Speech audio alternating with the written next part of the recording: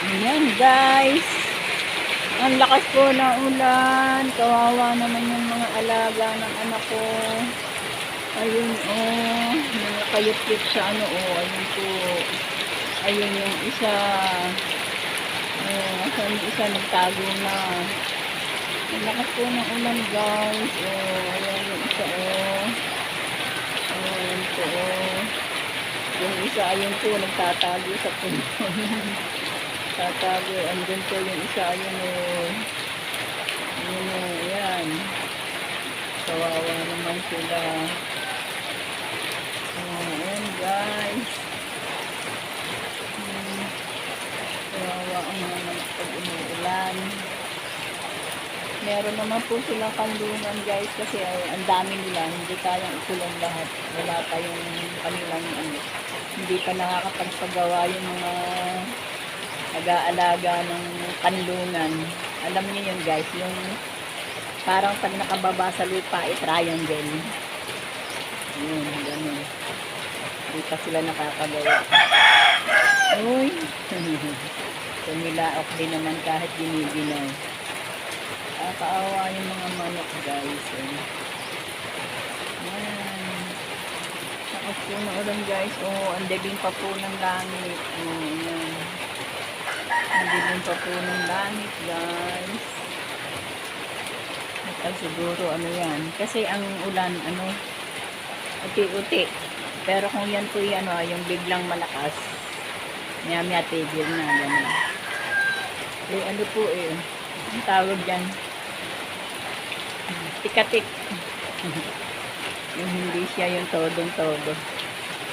Pero okay lang po yan. Nakakatakot din ang pagkatodo. Alam niyo guys, pagka yung malakas ng ulan, sumasampa ang tubig dito sa aming kabahayan. Nilagyan ko nga po ng pinakaharang doon sa may kalsada para hindi pumunta rito yung tubig. Nilagyan ko po ng ham. Pinagtiyagaan ko lagyan ng ham para hindi pumarito yung tubig. Okay lang po yung ganito, kaunti lang. Pagka po, kasi yung nanggagaling po dun sa bundok, dumediretso po dito. Kaya ayun, nung malagyan ko po ng ham, didire-diretso lang doon sa kalsada. Hanggang pababa, hanggang dagat. Ayan.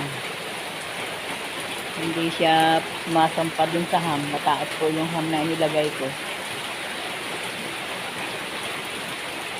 Ilagyan ng ham ni Lola. Ayan. Kawawa yung mga manok. Tumitilaok din naman sila. Kami yung nandun guys oh. Ayun sa puno ng kubo. Nakayut-yut. Ayun ayun. Tapos ayun yung isa.